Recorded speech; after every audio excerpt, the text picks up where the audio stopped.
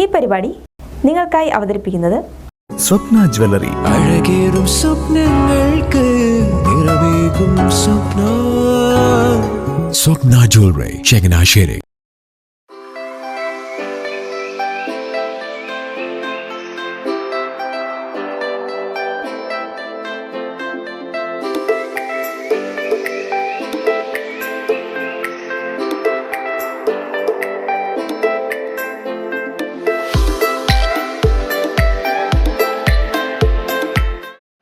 KCV ന്യൂസിന്റെ വെട്ടിത്തുറന്ന് എന്ന ചോദ്യോത്തര പരിപാടിയിൽ ഈ ആഴ്ചയിൽ നമ്മോടൊപ്പം പങ്കെടുക്കുന്നത് കോൺഗ്രസിന്റെ പ്രമുഖ നേതാവും ആലപ്പുഴ DCC വൈസ് പ്രസിഡന്റുമായ സജി ജോസഫ്.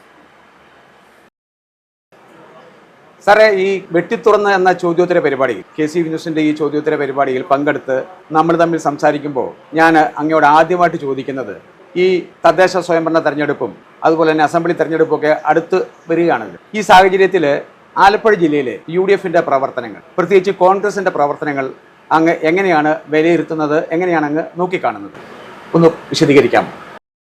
ആലപ്പുഴ ജില്ല കോൺഗ്രസിനും UDFനും ഇന്ത്യ മുന്നണിയെ സംബന്ധിച്ച് ഏറ്റവും പ്രാധാന്യമുള്ള ജില്ലയാണ്. ഓൾ ഇന്ത്യ കോൺഗ്രസ് കമ്മിറ്റിയുടെ സംഘടനാ ചുമതല വഹിക്കുന്ന ജനറൽ സെക്രട്ടറി ശ്രീ KC വേണുഗോപാലിന്റെ മണ്ഡലം എന്ന നിലയിൽ ആലപ്പുഴയ്ക്ക് വലിയ പ്രാധാന്യമാണുള്ളത്.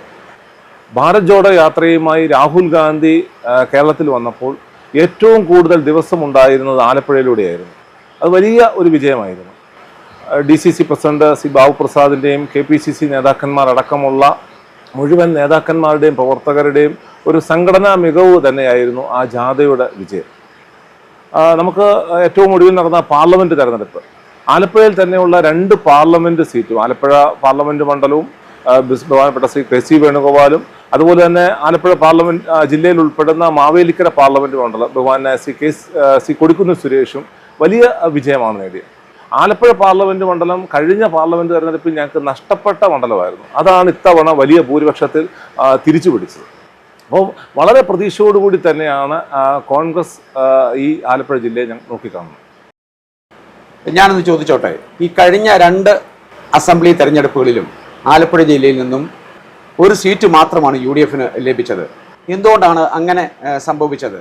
പാർലമെന്റ് തെരഞ്ഞെടുപ്പിന്റെ കാര്യം നോക്കുമ്പോൾ ഒരു തിളക്കമാർന്ന വിജയമാണ് UDFന് കിട്ടിയതും, പക്ഷേ അസംബ്ലി തെരഞ്ഞെടുപ്പിൽ ഇങ്ങനെ സംഭവിച്ചു. വാസ്തവത്തിൽ എന്താണ് ഇതിന്റെ പിന്നിലുള്ള കാരണം? അത് പാർട്ടി പരിശോധിച്ചിട്ടുണ്ടോ? 2, ഇനി അടുത്ത വർഷം വരാൻ പോകുന്ന ഈ അസംബ്ലി തെരഞ്ഞെടുപ്പിൽ ഇതേ സ്ഥിതി തുടരുമോ, അതോ കൂടുതൽ സീറ്റുകൾ UDFന് നേടാൻ കഴിയുമോ? എന്താണ് അങ്ങേക്ക് പറയാനുള്ളത്? കഴിഞ്ഞ 2 നിയമസഭാ തെരഞ്ഞെടുപ്പിലും കോൺഗ്രസിന് ആലപ്പുഴ ജില്ലയിൽ ഒരു സീറ്റ് മാത്രമാണ് ലഭിച്ചത്. ഇവിടെ പറഞ്ഞത് ശരിയാണ്. കഴിഞ്ഞ നിയമസഭാ തെരഞ്ഞെടുപ്പ് നമുക്കറിയാം, കോവിഡിന്റെ വലിയ മഹാമാരിയുടെ ഇടയിലാണ് നിയമസഭാ തെരഞ്ഞെടുപ്പ് നടന്നത്. ആ നിയമസഭാ തെരഞ്ഞെടുപ്പ് നടക്കുമ്പോഴൊക്കെ നല്ല രീതിയിലുള്ള ഒരു പ്രവർത്തനം സംസ്ഥാനത്ത് തെരഞ്ഞെടുപ്പ് പ്രവർത്തനം നടത്താൻ കഴിയാത്ത ഒരു സാഹചര്യം ഉണ്ടായിരുന്നു. നമുക്കെല്ലാവർക്കും അറിയാം, കോവിഡ് പോലുള്ള മഹാമാരികൾ വരുമ്പോൾ സ്വാഭാവികമായും ഭരിക്കുന്ന സർക്കാരുകൾ, അത് ഏത് പാർട്ടിയാണേലും അവരുടെ നിയന്ത്രണത്തിലായിരിക്കും ജനങ്ങൾ ഉള്ളത്. അപ്പോൾ അങ്ങനെ വരുമ്പോൾ ആ സാഹചര്യം മുഴുവൻ CPMനും ഇടതുപക്ഷത്തിനും അനുകൂലമായി. അതാണ് കഴിഞ്ഞ നിയമസഭാ തെരഞ്ഞെടുപ്പിൽ UDFനും കോൺഗ്രസിനും ആലപ്പുഴ ജില്ലയിൽ സീറ്റുകൾ കുറയാനുള്ള ഒരു പ്രധാനപ്പെട്ട കാരണം. കഴിഞ്ഞ ഭരണകാലത്ത് പ്രതിപക്ഷം നിരവധി അഴിമതി ആരോപണങ്ങൾ CPM പിണറായി സർക്കാരിനെതിരെ കൊണ്ടുവന്നിരുന്നു. പക്ഷെ അതൊന്നും ഈ കോവിഡിന്റെ സാഹചര്യത്തിൽ ജനങ്ങളെ പൂർണ്ണമായും മനസ്സിലാക്കിക്കുവാനായിട്ട് ഞങ്ങൾക്ക് കഴിയാതെ പോയി. പക്ഷെ ഇപ്പോൾ അത് കണ്ട, ഇപ്പോൾ 2ാം പിണറായി സർക്കാർ തുടങ്ങുമ്പോൾ കഴിഞ്ഞ പ്രാവശ്യം ഉന്നയിച്ച അഴിമതി ആരോപണങ്ങളെല്ലാം ഓരോന്നായിട്ട് അത് ശരിയാണെന്ന് തെളിഞ്ഞുകൊണ്ടിരിക്കുകയാണ്. നമുക്കറിയാം. മറ്റൊരു കാരണം എന്ന് പറഞ്ഞു കഴിഞ്ഞാൽ, BJPക്ക് കോൺഗ്രസ് അധികാരത്തിൽ വരരുത് എന്നുള്ള ലക്ഷ്യമാണുള്ളത്. രാജ്യത്തുടനീളം കോൺഗ്രസ് ശക്തിപ്പെടുന്നത് BJPയെ സംബന്ധിച്ച് വലിയ ബുദ്ധിമുട്ടുണ്ടാക്കുന്ന ഒരു കാര്യമാണ്.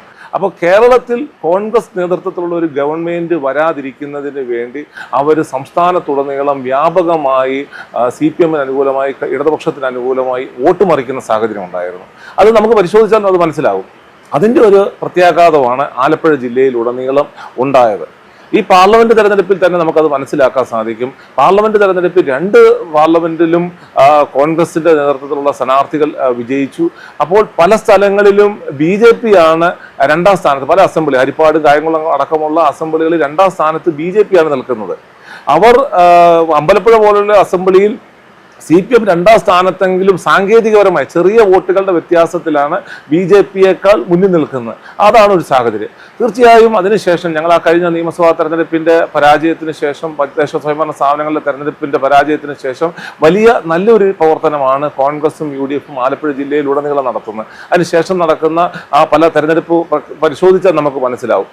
ഇപ്പോൾ തന്നെ തദ്ദേശ സ്വയംഭരണ സ്ഥാപനങ്ങളിലേക്കുള്ള തെരഞ്ഞെടുപ്പിന്റെ മുന്നൊരുക്കങ്ങൾ കാലേക്കൂട്ടി ആരംഭിച്ചു. ഒരു വർഷം 1.5 വർഷക്കാലം മുൻപ് തന്നെ ചുമതലക്കാരെയൊക്കെ നിശ്ചയിച്ചുകൊണ്ട് വാർഡ് കമ്മിറ്റികൾ രൂപീകരിക്കുവാനായിട്ടുള്ള പ്രവർത്തനങ്ങൾ ആരംഭിച്ച് ഏകദേശം ഒരു 90% വാർഡ് കമ്മിറ്റികൾ രൂപീകൃതമായി. വാർഡ് കോൺഗ്രസ് കമ്മിറ്റിയുടെ പ്രസിഡന്റുമാരെ തെരഞ്ഞെടുപ്പിലൂടെ തന്നെ ആ വാർഡ് കോൺഗ്രസ് കമ്മിറ്റികൾ കൂടി ആ വാർഡ് കമ്മിറ്റി പ്രസിഡന്റിനെയും ഭാരവാഹികളെയും ഒക്കെ തെരഞ്ഞെടുത്തുകൊണ്ട് അടുത്ത തദ്ദേശ സ്വയംഭരണ സ്ഥാപനങ്ങളിലേക്കുള്ള തെരഞ്ഞെടുപ്പിന് മുന്നൊരുക്കങ്ങൾ എല്ലാം പൂർത്തീകരിച്ചു കഴിഞ്ഞിരിക്കുകയാണ്.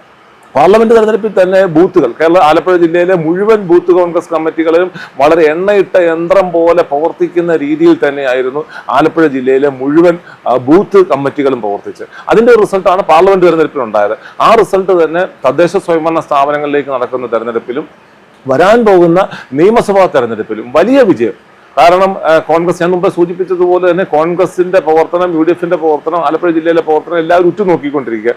വലിയ ഒരു വിജയം. അടുത്ത നിയമസഭാ തെരഞ്ഞെടുപ്പിൽ കോൺഗ്രസിന്റെ നേതൃത്വത്തിലുള്ള ഗവൺമെന്റ് അധികാരത്തിൽ വരുന്നതിന് വേണ്ടിയുള്ള വലിയ സംഭാവന നൽകുന്ന ജില്ലയായി ആലപ്പുഴ ജില്ല മാറുമെന്നുള്ള കാര്യത്തിൽ യാതൊരു സംശയവുമില്ല. ഞാനൊന്ന് ചോദിക്കട്ടെ, നമ്മുടെ ഈ പരിപാടിയുടെ ഭാഗമായിട്ട് തന്നെ ഞാൻ പല CPIM നേതാക്കളുമായിട്ട് സംസാരിച്ചപ്പോൾ അവരെല്ലാം പറയുന്നത് ഒന്നാം പിണറായി വിജയൻ സർക്കാരിനേക്കാൾ മികച്ച പ്രവർത്തനമാണ് രണ്ടാം പിണറായി വിജയൻ സർക്കാർ നടത്തുന്നത് എന്നാണ്.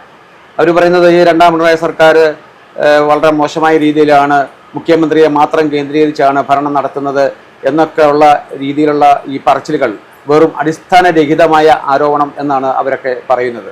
വാസ്തവത്തിൽ ഈ തുടർഭരണം ഈ കേരള സംസ്ഥാനത്തെ എങ്ങനെയാണ് ബാധിച്ചിരിക്കുന്നത്? ഇതിനോടുള്ള അങ്ങയുടെ പ്രതികരണം എന്താണ്? വാസ്തവത്തിൽ ഒന്നാം പിണറായി വിജയൻ സർക്കാരും പരാജയമായിരുന്നു. അതിനേക്കാൾ വലിയ പരാജയമാണ് രണ്ടാം പിണറായി വിജയൻ സർക്കാർ. ഒന്നാം പിണറായി വിജയൻ സർക്കാരിൻ്റെത് അവർക്ക് കിട്ടിയ ആനുകൂല്യം എന്ന് പറഞ്ഞാൽ കോവിഡും മറ്റു മഹാമാരികളും ഒക്കെ വന്നതുകൊണ്ട് അവരുടെ കറക്റ്റായിട്ടുള്ള പ്രവർത്തനങ്ങൾ വിലയിരുത്താൻ ജനങ്ങൾക്ക് സാധിച്ചില്ല. എന്നാൽ രണ്ടാം പിണറായി വിജയൻ സർക്കാർ വളരെ ദയനീയമായിട്ടുള്ള പരാജയമാണ്. ഇന്ന് കമ്മ്യൂണിസ്റ്റുകാരായിട്ടുള്ള ആളുകളോട്, സാധാരണ കമ്മ്യൂണിസ്റ്റുകാരോട് ചോദിച്ചാൽ അവർ തന്നെ പറയും ഏറ്റവും വലിയ പരാജയപ്പെട്ട സർക്കാരാണ് പിണറായി വിജയന്റെ സർക്കാർ എന്നുള്ളത്. ഇന്നിപ്പോൾ കേരളത്തിൽ ഒരു കൂറുമുന്നണി, നമ്മളൊരു പുതിയ മുന്നണി രൂപീകരിച്ചിട്ടുണ്ട്. കമ്മ്യൂണിസ്റ്റ് മാർക്സിസ്റ്റ് പാർട്ടിയും BJP-യും ചേർന്നിട്ടുള്ള ഒരു മുന്നണി, CJP മുന്നണി. ആ മുന്നണിയാണ് ഇപ്പോൾ അധികാരത്തിലിരിക്കുന്നത്. പിണറായി വിജയനെ നിയന്ത്രിക്കുന്നത് മുഴുവൻ അധികാര ദുഷ്പ്രഭുത്വമായിട്ടുള്ള ഉദ്യോഗസ്ഥന്മാരും അതുപോലെ തന്നെ വ്യവസായികളും ഒക്കെ ചേർന്നിട്ടുള്ള ഒരു ഉപജാപക സംഘമാണ് ഇന്ന് പിണറായി വിജയനെ നിയന്ത്രിക്കുന്നത്. നമ്മുടെ സംസ്ഥാനത്ത് തന്നെ പരിശോധിച്ച് നോക്കി, ആരോഗ്യ മേഖല വളരെ താറുമാറായിട്ടുള്ള സംഭവം. ആരോഗ്യ ആശുപത്രികളിൽ ചെന്ന് കഴിഞ്ഞാൽ മരുന്നില്ലാത്ത സാഹചര്യം. ഡോക്ടർമാർക്കും അവിടുത്തെ ജീവനക്കാർക്കും ഒരു സുരക്ഷിതത്വം ഉറപ്പുവരുത്തുവാൻ ഈ ഗവൺമെന്റിന് കഴിയുന്നുണ്ടോ? വിദ്യാഭ്യാസ മേഖല, നമ്മുടെ വിദ്യാഭ്യാസ മേഖല എന്ന് പറഞ്ഞു കഴിഞ്ഞാൽ നമ്മുടെ രാജ്യത്തിന് തന്നെയല്ല ലോകത്തിന് തന്നെ വലിയ മാതൃകയായിരുന്നു. ഇന്നിപ്പോൾ നമ്മുടെ വിദ്യാഭ്യാസ മേഖലയിൽ നടക്കുന്ന സംഭവം, അവിടെ CPM-ന്റെ വിദ്യാർത്ഥി സംഘടന SFI ഒക്കെ നടത്തുന്ന അക്രമ സംഭവങ്ങൾ, അധ്യാപകർക്ക് അവിടെ കഴിയുന്നില്ല, അവിടെ പരീക്ഷകളിൽ എഴുതാത്ത കുട്ടികളെ വിജയിച്ചതായിട്ട് പ്രഖ്യാപിക്കുന്നു, കോളേജിൽ പോകാത്ത ആളുകൾക്ക് ഡിഗ്രിയുടെയും PG-യുടെയും ഒക്കെ സർട്ടിഫിക്കറ്റ് നടക്കുന്നു, പ്രിൻസിപ്പാൾമാരടക്കമുള്ള അധ്യാപകരടക്കമുള്ള ആളുകൾക്കെതിരെ നടത്തുന്ന അക്രമ പ്രവർത്തനങ്ങൾ, ക്യാമ്പസുകൾ എതിർ രാഷ്ട്രീയ പ്രസ്ഥാനങ്ങളെ പ്രവർത്തിക്കാൻ അനുവദിക്കാതെ ക്രൂരമായി KSUവിന്റെ കുട്ടികൾ ക്രൂരമായ മർദ്ദനത്തിന് ഇരയാകുന്ന ഒരു സാഹചര്യം. അതുപോലെ തന്നെ പോലീസ് സംവിധാനം ഇതുപോലുള്ള അക്രമ പ്രവർത്തനങ്ങൾ നടത്തുമ്പോൾ, കൊലപാതകങ്ങൾ നടത്തുമ്പോൾ, മയക്കുമരുന്ന് മാഫിയ സംഘങ്ങൾ പിടിമുറുക്കുമ്പോൾ പോലീസ് ഇങ്ങനെ നിഷ്ക്രിയരായി നിൽക്കുക. ലോകത്തിന് തന്നെ മാതൃകയായിരുന്ന ഒരു പോലീസ് സംവിധാനമാണ്. ഇപ്പോൾ പോലീസ് എന്താണ് ചെയ്യുന്നതെന്ന് അവർക്ക് തന്നെ അറിയത്തില്ല. കമ്മ്യൂണിസ്റ്റ് മാർക്സിസ്റ്റ് പാർട്ടിയുടെ ഓഫീസിൽ നിന്ന് കിട്ടുന്ന ആ തീട്ടൂരമനുസരിച്ച് പ്രവർത്തിക്കുന്ന ഒരു സംഘടനയെ കേരളത്തിലെ പോലീസ് മാറിയിരിക്കുന്നു. സമസ്ത മേഖലയിലും പരാജയം. കേരളത്തിലെ ജനങ്ങളുടെ അടിസ്ഥാന ആവശ്യങ്ങൾ നിറവേറ്റുവാൻ ഈ ഗവൺമെന്റിന് കഴിയുന്നില്ല. ഏറ്റവും ഒടുവിൽ ഇപ്പോൾ തന്നെ ഈ ഇന്റർവ്യൂ നടക്കുന്ന സമയത്തും കേരളത്തിലെമ്പാടും വൈദ്യുതി ചാർജ് വർധനവുമായി ബന്ധപ്പെട്ട് കോൺഗ്രസിന്റെ നേതൃത്വത്തിൽ പ്രക്ഷോഭ പരിപാടികൾ നടക്കുകയാണ്. ബ്ലോക്ക് കോൺഗ്രസ് കമ്മിറ്റികളുടെ നേതൃത്വത്തിൽ, മണ്ഡലം കോൺഗ്രസ് കമ്മിറ്റികളുടെ നേതൃത്വത്തിലൊക്കെ വലിയ, കാരണം ജനത്തെ അടിച്ചേൽപ്പിക്കുന്ന വൈദ്യുതി ചാർജ് ആണ് വന്നിരിക്കുന്നത്. 25 വർഷക്കാലം നമുക്ക് കുറഞ്ഞ നിരക്കിൽ വൈദ്യുതി ലഭിക്കുന്നതിന് വേണ്ടി ഉമ്മൻചാണ്ടി ഗവൺമെന്റ് കേരളത്തിൽ അധികാരത്തിലിരുന്നപ്പോൾ അന്നത്തെ വൈദ്യുതി വകുപ്പ് മന്ത്രിയായിരുന്ന ശ്രീ ആര്യാടൻ മുഹമ്മദിന്റെ നേതൃത്വത്തിൽ ഒപ്പിട്ട കരാർ ₹3.69 വരെ നമുക്ക് കിട്ടേണ്ട വൈദ്യുതി 25 വർഷത്തേക്ക് കിട്ടുന്ന രീതിയാണ്. അത് ക്യാൻസൽ ചെയ്തിട്ടാണ് ഇപ്പോൾ വലിയ തുകയ്ക്ക് ₹10, ₹12, ₹14 ഒക്കെ നേടുന്ന രീതിയിൽ മേടിക്കുന്ന രീതിയിലുള്ള ആ വൈദ്യുതി മേടിച്ചുകൊണ്ട് ആ അധിക ബാധ്യത കേരളത്തിലെ ജനങ്ങൾക്ക് അവരുടെ തലയിലേക്ക് വിടുകയാണ്. വലിയ ബാധ്യതയാണ് സാധാരണക്കാരെ സംബന്ധിച്ചിട്ടുള്ളത്.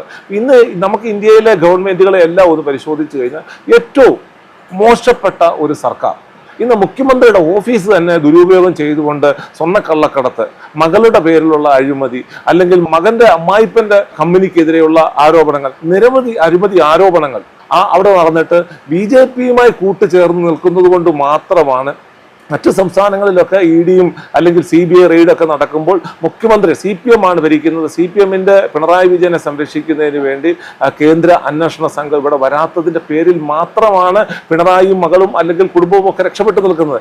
വലിയ അഴിമതി, കേരളത്തെ വിറ്റു തുലയ്ക്കുന്ന ഒരു അഴിമതിയാണ് ഇപ്പോൾ ഇവിടെ നടന്നുകൊണ്ടിരിക്കുന്നത്. ഈ പരിപാടി നിങ്ങൾക്കായി അവതരിപ്പിക്കുന്നത് സ്വപ്ന ജ്വല്ലറി. അഴകേറും സ്വപ്നങ്ങൾക്ക് നിറവേകും സ്വപ്ന. സ്വപ്ന ജ്വല്ലറി, ചങ്ങനാശ്ശേരി. ഈ കുട്ടനാട്ടിലിരുന്ന് നമ്മൾ ഇങ്ങനെ ചോദ്യം ചോദിക്കുകയും ഉത്തരം പറയുകയൊക്കെ ചെയ്യുമ്പോൾ ഇവിടുത്തെ ഈ കാർഷിക മേഖലയെക്കുറിച്ച് പറഞ്ഞാൽ വാസ്തവത്തിൽ ഈ കോൺഗ്രസിൻ്റെ അംഗീകൃത കർഷക സംഘടനയാണല്ലോ കർഷക കോൺഗ്രസ്.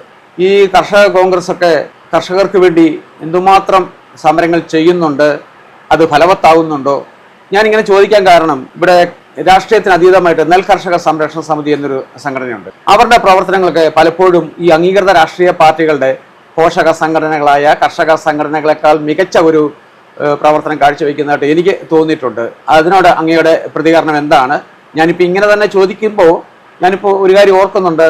ഇവിടെ MP യുടെ നേതൃത്വത്തിലൊക്കെ കർഷകർക്ക് വേണ്ടി താലൂക്ക് സപ്ലൈ ഓഫീസ് വാതിക്കൽ സമരം നടത്തിയതും അങ്ങ് പോലീസിൻ്റെ ക്രൂരമായ മർദ്ദനം ഏറ്റുവാങ്ങിയതും ആശുപത്രിയിൽ അഡ്മിറ്റ് ആയതൊക്കെ ഞാനിപ്പോഴും ഓർക്കുന്നുണ്ട്. എങ്കിലും കർഷകർക്ക് വേണ്ടിയുള്ള ഈ സമര പോരാട്ടങ്ങൾ അത് ഒരു ഫലപ്രാപ്തിയിൽ എത്തുന്നതായിട്ട് അങ്ങേക്ക് തോന്നുന്നുണ്ടോ? എന്താണ് അങ്ങയുടെ ഒരു പ്രതികരണം? കുട്ടനാട് നമുക്കറിയാം ഒരു കാർഷിക മേഖലയാണ്. കേരളത്തിന്റെ നെല്ലറ എന്ന് അവകാശപ്പെടുന്നത് തന്നെ കുട്ടനാടും പാലക്കാടുമാണ്. പക്ഷെ കുട്ടനാട്ടിലെ കർഷകരെ ഒരു രണ്ടാം കിട പൗരന്മാരായിട്ടാണ് ഭരിക്കുന്ന ഗവൺമെന്റുകൾ, സംസ്ഥാന സർക്കാർ ഇപ്പോൾ കണ്ടുകൊണ്ടിരിക്കുന്നത്. നമുക്കറിയാം ഇവിടെ കർഷകരുടെ നെല്ല് അവർ ഉൽപ്പാദിപ്പിച്ചതിന് ശേഷം വലിയ പ്രതിസന്ധികളെ അതിജീവിച്ചുകൊണ്ടാണ് പല കർഷകരും, എല്ലാം വൻകിട കർഷകരൊന്നുമല്ല, 1 ഏക്കറും 2 ഏക്കറും ഒക്കെ ഉള്ള നിരവധി കൊച്ചു കർഷകരാണ് കുട്ടനാട്ടിൽ ബഹുഭൂരിപക്ഷം ആളുകളും. അവർ കടം മേടിച്ചും അല്ലെങ്കിൽ ബാങ്കിൽ നിന്ന് ലോൺ എടുത്തും ഒക്കെ പലരുടെ നിന്നൊക്കെ വായ്പയൊക്കെ സമാഹരിച്ച് ഒരു 6 മാസത്തെ അവരുടെ പ്രവർത്തനം വലിയ അധ്വാനമാണ്. നമുക്കത് മനസ്സിലാക്കാൻ സാധിക്കും. നമ്മൾ കുട്ടനാട്ടുകാരായതുകൊണ്ട് നമുക്കത് നേരിട്ട് തന്നെ മനസ്സിലാവുന്ന കാര്യമാണ്. അവരുടെ നെല്ല് സപ്ലൈകോ സംഭരിച്ചതിന് ശേഷം അതിന്റെ പണം ലഭിക്കാത്ത ഒരു സാഹചര്യം ലോകത്തൊരിടത്ത് പോലും ഒരു കർഷകർക്കും ഒരു വ്യക്തിക്കും ഇല്ലാത്തൊരു അനുഭവമാണ് കുട്ടനാട്ടിലെ കർഷകർക്കുള്ള. തങ്ങളുടെ ഉൽപ്പന്നം സപ്ലൈകോ സംഭരിച്ചതിന് ശേഷം അതിന്റെ വില ലഭിക്കുന്നതിന് വേണ്ടി സമരം ചെയ്യേണ്ടി വരിക. ഈ പിണറായി സർക്കാർ 2 പ്രാവശ്യം അധികാരത്തിൽ വന്നതിന് ശേഷം കഴിഞ്ഞ 8.5 വർഷക്കാലത്തിനിടയിൽ പുഞ്ചകൃഷി കഴിഞ്ഞും രണ്ടാകൃഷി കഴിഞ്ഞും ഒക്കെ കർഷകരെ കൂട്ടി യോജിപ്പിച്ചുകൊണ്ട് വിവിധ സമരങ്ങൾ നടത്തേണ്ടി വന്നു. ലോകത്തെങ്ങുമില്ലാത്ത രീതിയിൽ കർഷകന് പണം വായ്പയായിട്ടാണ് നെല്ല് സംഭരിച്ചതിന് ശേഷം നൽകുന്നത്. അത് പാടി റെസിപ്റ്റ് ഷീറ്റ് കിട്ടിയതിന് ശേഷം ബാങ്കിൽ ചെല്ലുമ്പോൾ കർഷകന് നൽകുന്നത് സർക്കാർ ബാങ്കുകൾക്ക് കൊടുക്കുന്ന നിർദ്ദേശാടിസ്ഥാനത്തിൽ കർഷകന് വായ്പയായിട്ടാണ് ലഭിക്കുന്നത്. ആ പണം ലഭിക്കുന്നത് ആ പണം ലഭിച്ചതിന് ശേഷം സർക്കാർ ബാങ്കുകാർക്ക് ആ പണം കൊടുക്കാത്തതിൻ്റെ പേരിൽ കർഷകർക്ക് ബാധ്യത വരികയാണ്.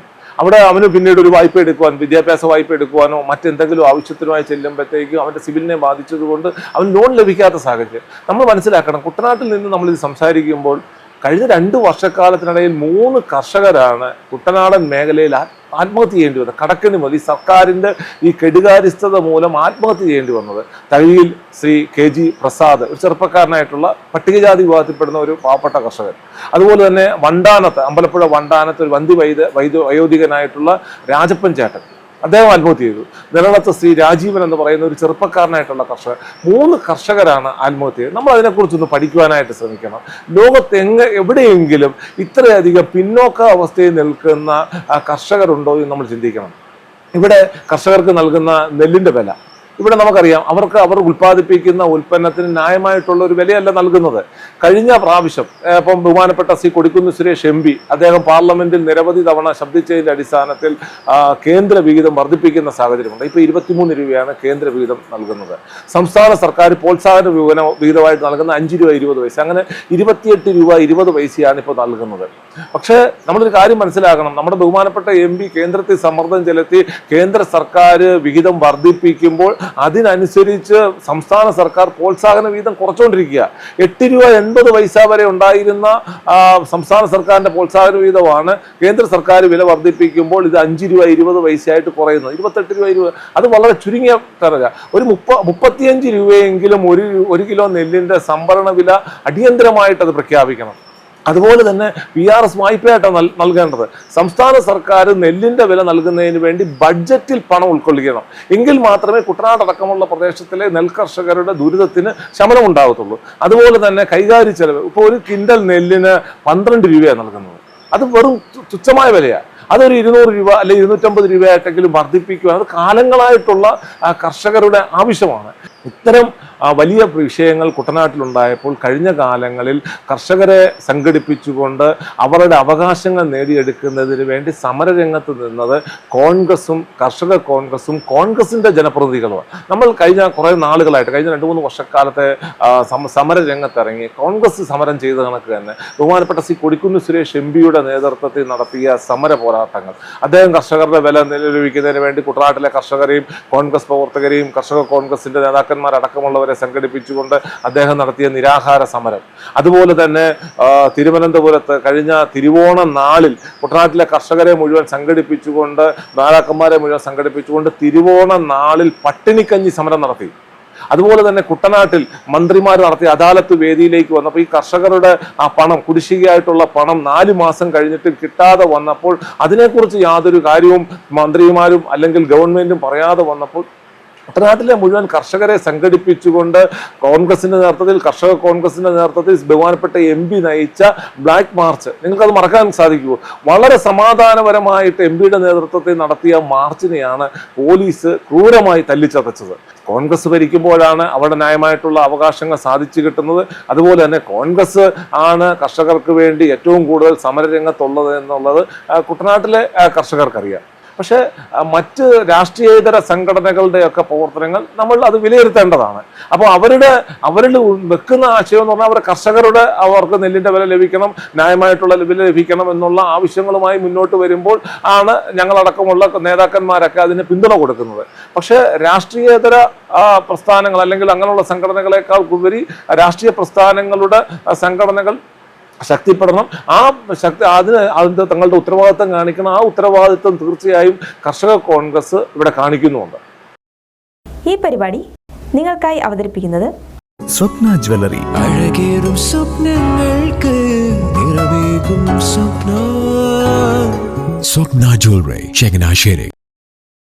സാറേ, ഞാനൊന്ന് ചോദിച്ചോട്ടെ, മാധ്യമരംഗത്ത് വർഷങ്ങളായിട്ട് പ്രവർത്തിക്കുന്ന ഒരാൾ എന്നുള്ള നിലയിൽ എനിക്ക് ജനങ്ങളുടെ അഭിപ്രായം ഞാൻ ഇങ്ങനെ നോക്കിയിട്ടുണ്ട്, അത് മനസ്സിലാക്കിയിട്ടുണ്ട്. അതായത് UDF അനുകൂലമായിട്ട് ചിന്തിക്കുന്നവരും UDF വോട്ട് ചെയ്യണമെന്ന് വിചാരിക്കുന്നവരും ഒക്കെ ഇപ്പോഴും ഉണ്ട്, നിരവധി ആൾക്കാരുണ്ട്. പക്ഷേ അവരുടെ മനസ്സിനെ വേദനിപ്പിക്കുന്ന ഒരു കാര്യം, ഈ ചെറിയ കാര്യങ്ങൾക്ക് വേണ്ടി പോലും ഈ നേതാക്കൾ ഇങ്ങനെ പരസ്പരം പോരടിക്കുന്ന ഒരു രീതി, താനാണോ വലുത്, താനാണോ ചെറുത് എന്നൊക്കെയുള്ള തോന്നലില്ലേ, അങ്ങനെ പരസ്പരം പോരടിക്കുന്ന ഒരു രീതിയുണ്ട്. ഇത് വാസ്തവത്തിൽ ഇവിടുത്തെ ഈ UDF അനുകൂലമായിട്ട് ചിന്തിക്കുന്ന ആൾക്കാരുടെ മനസ്സിനെ വേദനിപ്പിക്കുന്ന ഒരു സംഭവമാണ്. ഘടകകക്ഷികളായ കേരള കോൺഗ്രസിനും മുസ്ലിം ലീഗിനും പോലും ഈ കോൺഗ്രസിൻ്റെ ഇങ്ങനെയുള്ള ഈ പണക്കങ്ങളോടൊക്കെ പരിഭവമുള്ളവരാണ്. വാസ്തവത്തിൽ ഇതിനെക്കുറിച്ച് ഒരു കോൺഗ്രസിൻ്റെ നേതാവ് എന്നുള്ള നിലയിൽ അങ്ങയുടെ പ്രതികരണം എന്താണ്? കോൺഗ്രസിനെ ജനങ്ങൾ വളരെ പ്രതീക്ഷയോടുകൂടിയാണ് നോക്കിക്കാണുന്നത്. നമ്മുടെ സംസ്ഥാനത്ത് മാത്രമല്ല, രാജ്യത്തെമ്പാടും വളരെ പ്രതീക്ഷയോടുകൂടിയാണ് കോൺഗ്രസിനെ ഉറ്റുനോക്കുന്നത്. കോൺഗ്രസ് ഒരു ജനാധിപത്യ പാർട്ടിയാണ്. കോൺഗ്രസ് ഒരു കേഡർ പാർട്ടിയല്ല. കോൺഗ്രസിൽ നേതാക്കന്മാർക്കും പ്രവർത്തകർക്കും ഒക്കെ അഭിപ്രായം പറയാനായിട്ടുള്ള സ്വാതന്ത്ര്യമുള്ളൊരു പാർട്ടിയാണ്. മറ്റ് പാർട്ടികൾ ഇപ്പം BJP ആയാലും CPM ആയാലും ഒക്കെ അവരുടെയൊക്കെ അഭിപ്രായങ്ങൾ അടിച്ചമർത്തപ്പെട്ടിരിക്കുകയാണ്. ഇവിടെ അഭിപ്രായങ്ങൾ തുറന്നു പറയുന്നതിൻ്റെ പേരിൽ ആർക്കും പേടിയോ ഭയമോ വേണ്ടാത്ത ഒരു പാർട്ടിയാണ് ഇന്ത്യൻ നാഷണൽ കോൺഗ്രസ് എന്നുള്ളത്. ഇപ്പം നമ്മൾ സാറിന് മനസ്സിലാക്കാവുന്ന കാര്യമുള്ളൂ. വർഷങ്ങൾക്ക് മുൻപ് നിരവധി പ്രശ്നങ്ങൾ കോൺഗ്രസിൻ്റെ സംഘടനാ രംഗത്തുണ്ടായിരുന്നു. പക്ഷെ ഇപ്പോൾ അതൊന്നുമില്ല. ഇപ്പോൾ കഴിഞ്ഞ വളരെ ഒരു എല്ലാ നേതാക്കന്മാരും ഒറ്റക്കെട്ടായി തന്നെ കഴിഞ്ഞ കാലങ്ങളിലേക്കാൾ ഒന്ന് വെച്ച് പരിശോധിച്ച് കഴിഞ്ഞാൽ വളരെ ഒറ്റക്കെട്ടായിട്ട് പോകുന്ന ഒരു സാഹചര്യമാണ് കേരളത്തിലും നമ്മുടെ രാജ്യത്തെമ്പാടുമുള്ളത്. കഴിഞ്ഞ നിയമസഭാ തെരഞ്ഞെടുപ്പിന് ശേഷം കേരളത്തിൽ നടന്ന ഉപതെരഞ്ഞെടുപ്പുകളിലെല്ലാം തൃക്കാക്കരയിൽ നമ്മൾ കണ്ടു, അതുപോലെ തന്നെ പുതുപ്പള്ളിയിൽ നമ്മൾ കണ്ടു, പാലക്കാട് കണ്ടു, അതുപോലെ തന്നെ ചേലക്കരയിൽ കണ്ടു, വയനാട്ടിൽ കണ്ടു. എല്ലാവരും ഒറ്റക്കെട്ടായി തന്നെ നിന്നുകൊണ്ട് ഒരു കാലത്തും ഇല്ലാത്ത രീതിയിൽ കോൺഗ്രസ് നേതാക്കന്മാരും പ്രവർത്തകരും ഒക്കെ അവരുടെ മെഷീനറി ഒറ്റക്കെട്ടായി തന്നെ ചലിപ്പിച്ചതിൻ്റെ അടിസ്ഥാനത്തിലാണ് വലിയ ഭൂരിപക്ഷത്തിൽ തൃക്കാക്കരയിലും പുതുപ്പള്ളിയിലും പാലക്കാടും വിജയിക്കാൻ സാധിച്ചത്. വയനാട്ടിൽ ഭൂരിപക്ഷം പ്രിയങ്കാ ഗാന്ധിക്ക് വർദ്ധിപ്പിക്കാൻ സാധിച്ചത്. ചേലക്കരയിൽ നമ്മൾ മനസ്സിലാക്കണം, കഴിഞ്ഞ പ്രാവശ്യം 40,000-ന്റെ അടുത്ത് ഭൂരിപക്ഷം ഉണ്ടായിരുന്ന ഒരു മണ്ഡലമാണ്. അവിടെ ഏകദേശം 10,000-ത്തിനടുത്താക്കി കുറയ്ക്കുവാനായിട്ട് കോൺഗ്രസിന് സംവിധാനത്തിന് കഴിഞ്ഞു. പിന്നെ ചില നേതാക്കന്മാരൊക്കെ അഭിപ്രായം പറയുന്നതിന് അതിന് ആ രീതിയിൽ കണ്ടാൽ മതി. അത് അഭിപ്രായം പറയുന്നത് ഒരു ദിവസവും അല്ലെങ്കിൽ 24 മണിക്കൂറിനപ്പുറമുള്ള ആ വാർത്തയ്ക്കപ്പുറം അത് പോകുന്നില്ല. കാരണം പിന്നീട് നേതാക്കന്മാരെല്ലാവരും ഒറ്റക്കെട്ടായി നിന്നുകൊണ്ട് തന്നെ ആ പ്രശ്നങ്ങളൊക്കെ പരിഹരിക്കുക, ചെറിയ ചെറിയ പ്രശ്നങ്ങളും പരിഭവങ്ങളും ഒക്കെ അതിന് ആ രീതിയിൽ കണ്ടാൽ മതി. നമ്മുടെ ഒരു വീട്ടിൽ തന്നെ നമുക്കറിയാലോ അഭിപ്രായങ്ങൾ പലതും പറയും എന്ന രീതിയിൽ തന്നെ കണ്ടാൽ മതി. ഇവിടെ ഒരിക്കലും അഭിപ്രായ സ്വാതന്ത്ര്യത്തെ അടിച്ചമർത്തുന്ന ഒരു പാർട്ടിയല്ല ഇന്ത്യൻ നാഷണൽ കോൺഗ്രസ്. അത് ഘടകകക്ഷികൾക്കും അറിയാം, എല്ലാ കേരളത്തിലെ ജനങ്ങൾക്കും അറിയാം, നമ്മുടെ കോൺഗ്രസിനെ സ്നേഹിക്കുന്ന മുഴുവൻ ആളുകൾക്കും അതറിയാം. ആലപ്പുഴ DCC വൈസ് പ്രസിഡന്റ് എന്ന് പറയുമ്പോഴും കുട്ടനാട്ടിൽ നിന്നുള്ള ഒരു നേതാവാണല്ലോ സജി ജോസഫ്. അപ്പോൾ അങ്ങനെ നോക്കുമ്പോൾ ഈ കുട്ടനാടിൻ്റെ സമഗ്ര വികസനം അത് എങ്ങനെയായിരിക്കണം എന്നാണ് അങ്ങ് വിഭാവനം ചെയ്യുന്നത്? മറ്റൊന്ന്, ഏതൊക്കെ തരത്തിലുള്ള പ്രവർത്തനങ്ങൾ മുൻപോട്ട് കൊണ്ടുവന്നാൽ അങ്ങനെ ഒരു പുരോഗതി നേടിയെടുക്കാൻ കഴിയും? എന്താണ് അങ്ങയുടെ ഒരു വിലയിരുത്തൽ? ദൈവത്തിൻ്റെ സ്വന്തം നാടായ കേരളത്തിലെ ഏറ്റവും മനോഹരമായ ഭൂമിയാണ് കുട്ടനാട്. പക്ഷെ വാസ്തവത്തിൽ കുട്ടനാട്ടിൽ വലിയ പ്രതിസന്ധികളാണ് ഇപ്പോൾ നിലനിൽക്കുന്നത്. കുട്ടനാടിൻ്റെ പ്രശ്നങ്ങൾ അഡ്രസ്സ് ചെയ്യുവാൻ കുട്ടനാടിൻ്റെ MLAക്ക് സാധിക്കുന്നില്ല എന്നുള്ളത് വലിയ ഒരു പ്രശ്നമായിട്ട് നിൽക്കുകയാണ്. കഴിഞ്ഞ ഒരു 10-20 വർഷക്കാലമായിട്ട് കുട്ടനാടിൻ്റെ ജനപ്രതിനിധിയായി നിൽക്കുന്ന ആളുകൾക്ക് ഒരു രാഷ്ട്രീയ പാരമ്പര്യമില്ല. അവർ വന്ന് തെരഞ്ഞെടുപ്പ് സമയങ്ങളിൽ ഒക്കെ പണം ഒഴുക്കിക്കൊണ്ട് ആ തെരഞ്ഞെടുപ്പിനെ സ്വാധീനിക്കുക, ജനപ്രതിനിധിയായി കഴിഞ്ഞതിന് ശേഷം കുട്ടനാട്ടിലെ സാധാരണക്കാരുടെ വിഷയങ്ങളിൽ ഇടപെടാതെ നിൽക്കുന്ന ഒരു സാഹചര്യമാണ്. ഇപ്പോൾ തോമസ് കെ തോമസ് ഇപ്പോൾ കുട്ടനാടിൻ്റെ MLA ആയി വന്നതിന് ശേഷം അത് നമുക്ക് മനസ്സിലാക്കാം, അദ്ദേഹം നിയമസഭയിൽ ചെന്നിട്ട് പിണറായി സ്തുതികൾ പാടിക്കൊണ്ടിരിക്കുക. എല്ലാ പ്രാവശ്യവും നിയമസഭാ സമ്മേളനം നടക്കുമ്പോൾ അദ്ദേഹം പിണറായി സ്തുതികൾ പാടും. ഇപ്പോൾ പിണറായി വിജയൻ പോലും തോമസ് കെ തോമസിനെ കൈയൊഴിഞ്ഞ ഒരു സാഹചര്യമാണ്. ഇപ്പോൾ കുട്ടനാട്ടിൽ കർഷകരുടെ വിഷയങ്ങളുണ്ടായി, നിരവധി പ്രതിസന്ധികളുണ്ടായി. കഴിഞ്ഞ പ്രളയം നമ്മളെ സംബന്ധിച്ച്, കുട്ടനാട്ടിനെ സംബന്ധിച്ച് വലിയ രീതിയിലുള്ള ബുദ്ധിമുട്ടുണ്ടാക്കിയ ഒരു പ്രളയമാണ്. പക്ഷെ ആ ഒരു പ്രളയം കഴിഞ്ഞതിന് ശേഷം അന്നത്തെ പിണറായി വിജയൻ സർക്കാർ, അന്നത്തെ ധനകാര്യ വകുപ്പ് മന്ത്രി അടക്കമുള്ള ആളുകൾ ഒരുപാട് വാഗ്ദാനങ്ങൾ കുട്ടനാട് നൽകിയായിരുന്നു. അതിനകത്ത് ഒന്നാമത്തെ വാഗ്ദാനമായിരുന്നു നമ്മുടെ താലൂക്ക് ആശുപത്രി, പുളുങ്കുന്ന് താലൂക്ക് ആശുപത്രി 150 കോടി രൂപയുടെ നവീകരണ പ്രവർത്തനങ്ങൾ ഹെലിപ്പാഡ് സംവിധാനത്തോടുകൂടി നടപ്പിലാക്കുമെന്ന് പറഞ്ഞു. നടന്നില്ല. അതുപോലെ തന്നെ കുട്ടനാട്ടിലെ ആളുകൾ വെള്ളപ്പൊക്ക സമയത്തും പ്രളയത്തിലും ഒക്കെ തൊട്ടടുത്ത പ്രദേശത്തേക്ക് പോകുന്ന ഒരു സാഹചര്യം, അത് ഒഴിവാക്കുന്നതിന് വേണ്ടി കുട്ടനാട്ടിലെ എല്ലാ പഞ്ചായത്തിലും കമ്മ്യൂണിറ്റി ഷെൽട്ടർ ഹോമുകൾ പണിയുമെന്ന് പറഞ്ഞു. അതിനുവേണ്ടി KSFE ജീവനക്കാരുടെ 1 മാസത്തെ ശമ്പളം മാറ്റിവെച്ചു. പക്ഷേ 6 വർഷക്കാലം കഴിഞ്ഞിട്ടും ഒരു കാര്യവും നടന്നില്ല. നമ്മളൊരു കാര്യം മനസ്സിലാക്കണം, നമ്മുടെ കുട്ടനാടിന് പുറത്തുള്ള പല സ്ഥലങ്ങളിൽ നിന്നും ആളുകൾ കുടിയേറുന്നത് കാനഡയ്ക്കും അമേരിക്കയിലും UK-യിലേക്കും ഒക്കെയാണ്. പക്ഷേ കുട്ടനാട്ടിലെ ജനങ്ങൾ ഇപ്പോൾ കുടിയേറുന്നത് തൊട്ടടുത്ത പ്രദേശമായ ചങ്ങനാശ്ശേരിയിലേക്കും കോട്ടയത്തേക്കും റാന്നിയിലേക്കും ഒക്കെയാണ്. ഇവിടുന്ന് വലിയ രീതിയിലുള്ള ഒരു കുടിയേറ്റം കുട്ടനാട്ടിൽ നടന്നുകൊണ്ടിരിക്കുക. അപ്പം ഇവിടുത്തെ ആളുകൾക്ക് വേണ്ട ഒരു സംവിധാനം ഒരുക്കുവാനായിട്ട് കുട്ടനാട്ടിലെ ജനപ്രതിനിധിക്ക് കഴിയാതെ പോകുന്നു. അതാണ് ഇവിടുത്തെ ഏറ്റവും വലിയൊരു പ്രശ്നം. അപ്പോൾ എനിക്കിവിടെ പറയാനായിട്ടുള്ളത്, വിശാല കുട്ടനാട് കേന്ദ്രീകൃതമാക്കിക്കൊണ്ട് കുട്ടനാട് ഡെവലപ്മെന്റ് അതോറിറ്റി രൂപീകരിക്കണം. ഒരു IAS-കാരൻ ചെയർമാൻ ആക്കിക്കൊണ്ട് തന്നെ ഒരു ഡെവലപ്മെന്റ് അതോറിറ്റി രൂപീകരിക്കണം എന്നുള്ളതാണ് ഒന്നാമത്തെ ആവശ്യം. ഇവിടെ നമുക്കറിയാം AC റോഡ് നവീകരിച്ചു. ഇവിടുത്തെ കുട്ടനാട്ടിലെ ജനങ്ങൾക്ക് വാസ്തവത്തിൽ അതിന്റെ വലിയ പ്രയോജനം അതിന്റെ ലഭിച്ചിട്ടില്ല. ഇവിടെ ഒരു അശാസ്ത്രീയമായിട്ടുള്ള എലിവേറ്റഡ് ഹൈവേ ആണ് പല സ്ഥലങ്ങളിലും. ഇപ്പോഴും ഈ AC റോഡ് നവീകരണത്തിന് ശേഷവും പല സ്ഥലങ്ങളിലും വെള്ളം പൊങ്ങുന്നുണ്ട്. അവിടെ വെള്ളം യഥാർത്ഥത്തിൽ പണിയേണ്ട സ്ഥലത്തൊന്നും എലിവേറ്റഡ് ഹൈവേ പണിതിട്ടില്ല. ഇപ്പോൾ നമുക്കറിയാം ഇവിടെ പാർക്കിംഗ് ചെയ്യാൻ സൗകര്യമില്ല. സാധാരണപ്പെട്ട കടകളിലേക്ക് വല്ല വ്യാപാര സ്ഥാപനങ്ങളിലേക്കൊക്കെ വരുന്നവർ ഇത് വളരെ ബുദ്ധിമുട്ടാണ്. പോലീസ് ഫൈൻ അടയ്ക്കുന്ന ഒരു സാഹചര്യം. അപ്പോൾ അത്തരം ഒരു വലിയ രീതിയിൽ ഇടറോഡുകളെല്ലാം വളരെ മോശമായി കിടക്കുന്നു. കുടിവെള്ള പ്രശ്നം, രൂക്ഷമായ കുടിവെള്ള പ്രശ്നമാണ്. ഇവിടെ എല്ലാ പഞ്ചായത്തിലും ഓവർഹെഡ് ടാങ്കുകൾ സ്ഥാപിക്കുമെന്ന് 2020 നിയമസഭയിൽ കുട്ടനാട് ഒഴിച്ചുള്ള സ്ഥലത്തെ ആലപ്പുഴ ജില്ലയിലെ വിവിധ MLA മാർ, പ്രതിഭാരി അടക്കമുള്ള ആളുകൾ പറഞ്ഞതാണ്. അന്ന് കുട്ടനാട് MLA മരണപ്പെട്ടിരിക്കുന്ന ഒരു സാഹചര്യമായിരുന്നു. കിഫ്ബിയിൽ അതിന് പണം ഉൾപ്പെടുത്തിയതാ 2020. 4 വർഷക്കാലം കഴിഞ്ഞിട്ടും കുട്ടനാട്ടിലെ ഒരു പഞ്ചായത്തിൽ പോലും ഓവർഹെഡ് ടാങ്ക് സ്ഥാപിക്കുവാൻ ഈ ഗവൺമെന്റിന് കഴിഞ്ഞില്ല. അതിന് മുൻകൈ എടുക്കുവാൻ കുട്ടനാട് MLAക്ക് അദ്ദേഹത്തിന് കഴിഞ്ഞില്ല. അദ്ദേഹം എന്താണ് ഇവിടെ നടക്കുന്നതെന്ന് പോലും അദ്ദേഹത്തിന് മനസ്സിലാവാത്ത ഒരു സാഹചര്യം. ഇവിടെ കുട്ടനാട് ഡെവലപ്പ് ചെയ്യാനായിട്ട് ഒരുപാട് സാഹചര്യങ്ങളുണ്ട്. ആളുകളെ സഹായിക്കുന്നതിന് വേണ്ടി നമുക്ക് ടൂറിസം നമുക്ക് വളരെ ഒരു പ്രത്യേക ഒരു മേഖലയാണ്. ഇവിടെ കുട്ടനാട്ടിലെ ആളുകളെ സഹായിക്കുന്നതിന് വേണ്ടി നമുക്ക് വൻകിട ടൂറിസം ഒന്നും, ഹോട്ടലുകളോ റിസോർട്ടുകളോ ഒന്നും കുട്ടനാട് ഒരു പാരിസ്ഥിതിക ആഘാതമായിട്ടുള്ള ഒരു ഭൂമി ആയതുകൊണ്ട്, പ്രദേശമായതുകൊണ്ട് നടക്കില്ല. പക്ഷേ ചെറുകിട ടൂറിസം മേഖലകളെ നമ്മൾ പ്രോത്സാഹിപ്പിക്കണം. നമുക്ക് ഹോം സ്റ്റേകൾ നമ്മുടെ വീടുകളിൽ തന്നെ 1-2 റൂമുകൾ ടൂറിസ്റ്റുകൾക്ക് വേണ്ടി വെക്കത്തക്ക രീതിയിൽ അതിനുള്ള പ്രോത്സാഹനം നടത്തണം. ഇപ്പം വിദേശ രാജ്യങ്ങൾ, സ്വിറ്റ്സർലൻഡ് അടക്കമുള്ള രാജ്യങ്ങളിലൊക്കെ അതാണ് നടക്കുന്നത്. അത്തരം ചെറുകിട ടൂറിസം മേഖലകൾ, ചെറുകിട വള്ളക്കാരെ അങ്ങനെയൊക്കെ അടക്കമുള്ള ചെറുകിട ടൂറിസത്തെയൊക്കെ പ്രോത്സാഹിപ്പിച്ചു കഴിഞ്ഞാൽ കുട്ടനാട് വലിയ രീതിയിൽ മുന്നേറാൻ സാധിക്കും. അതിന് ഒരു ഇച്ഛാശക്തിയുള്ള, അല്ല കുട്ടനാടിനെ സ്നേഹിക്കുന്ന രാഷ്ട്രീയക്കാരായിട്ടുള്ള ആളുകളാണ് ഇതിൻ്റെ നേതൃസ്ഥാനങ്ങളിലേക്ക് വരേണ്ടത്. പക്ഷേ വാസ്തവത്തിൽ നമുക്കവിടെ വലിയ പരാജയമാണ് സംഭവിച്ചത്. ഞാനൊന്ന് ചോദിച്ചോട്ടെ, ഈ കോൺഗ്രസിൽ ഒരു അഭിപ്രായം ഇടക്കാലത്ത് ഉയർന്നു വന്നായിരുന്നു. ഈ അസംബ്ലി തെരഞ്ഞെടുപ്പിൽ കുട്ടനാട് നിയോജക മണ്ഡലത്തിൽ ഇപ്പൊ സ്ഥിരമായിട്ട് മത്സരിക്കുന്നത് UDF നിന്നും കേരള കോൺഗ്രസ് ആണല്ലോ. അത് മാറി കോൺഗ്രസ്, UDF പ്രബല കക്ഷിയായ കോൺഗ്രസ് തന്നെ ഈ മണ്ഡലത്തിൽ മത്സരിക്കണമെന്നൊരു അഭിപ്രായം ഉയർന്നു വന്നിരുന്നു. ആ വാദഗതിയോട് ഇപ്പോൾ UDF ഒരു നേതാവ് എന്നുള്ള നിലയിൽ, കോൺഗ്രസിന്റെ നേതാവ് എന്നുള്ള നിലയിൽ അങ്ങയുടെ നിലപാട് എന്താണ്? കോൺഗ്രസ് നിയമസഭാ തെരഞ്ഞെടുപ്പിൽ മത്സരിക്കണമെന്നുള്ളത് കാലാകാലങ്ങളായിട്ട് കുട്ടനാട്ടിലെ കോൺഗ്രസ് പ്രവർത്തകരെയും കുട്ടനാട്ടിലെ ജനങ്ങളും ഒക്കെ വളരെയേറെ ആഗ്രഹിക്കുന്ന ഒരു കാര്യമാണ്. പക്ഷേ അത്തരം കാര്യങ്ങളിൽ തീരുമാനമെടുക്കേണ്ടത് ഇവിടെയല്ല. അത് കോൺഗ്രസിൻ്റെയും UDFൻ്റെയും സംസ്ഥാന നേതൃത്വമാണ് അത്തരം കാര്യങ്ങളിലെല്ലാം തീരുമാനമെടുക്കുന്നത്. എല്ലാ സാഹചര്യങ്ങളും പരിശോധിച്ചതിന് ശേഷമേ അവർക്ക് അങ്ങനെ തീരുമാനമെടുക്കാൻ കഴിയുകയുമുള്ളൂ. എന്തു വന്നാലും വരുന്ന നിയമസഭാ തെരഞ്ഞെടുപ്പിലും വരുന്ന തെരഞ്ഞെടുപ്പിലുമൊക്കെ ഐക്യജനാധിപത്യ മുന്നണി ഒറ്റക്കെട്ടായി നിന്നുകൊണ്ട് തന്നെ തെരഞ്ഞെടുപ്പിനെ നേരിടും. KCV ന്യൂസിന്റെ വെട്ടിത്തുറന്ന് എന്ന ചോദ്യോത്തര പരിപാടിയിൽ പങ്കെടുത്ത അങ്ങേക്ക് നന്ദി. ചോദ്യങ്ങളും ഉത്തരങ്ങളും അവസാനിക്കുന്നില്ല. ഇനിയും മറ്റൊരവസരത്തിൽ കണ്ടുമുട്ടാം. തീർച്ചയായും കുട്ടനാട്ടിലെ വിഷയങ്ങൾ പൊതുജന മധ്യത്തിൽ എത്തിക്കുന്നതിന് 1ാം സ്ഥാനത്ത് നിൽക്കുന്ന ചാനലാണ് KCV. ഇനിയും ഇത്തരത്തിലുള്ള പ്രവർത്തനങ്ങൾ തുടരട്ടെ എന്ന് ആശംസിക്കുന്നു. വളരെ നന്ദി. നമസ്കാരം. ഈ എപ്പിസോഡ് ഇവിടെ സമാപിക്കുന്നു. ഇനി അടുത്ത ആഴ്ചയിൽ മറ്റൊരു അതിഥിയുമായി കണ്ടുമുട്ടാം. നമസ്കാരം.